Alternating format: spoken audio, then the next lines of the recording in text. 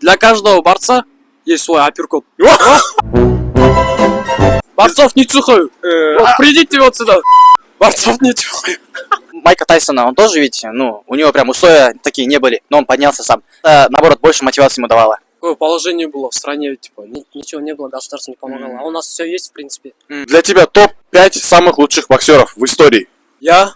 Ты? Да. Серьезно? Буйрса, конечно. Я?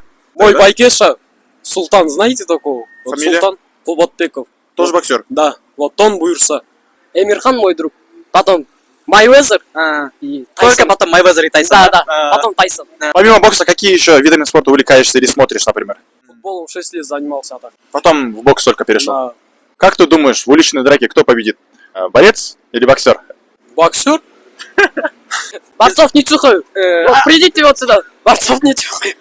Ну, зависит от ситуации, да? Да. Для каждого борца есть свой апперкот.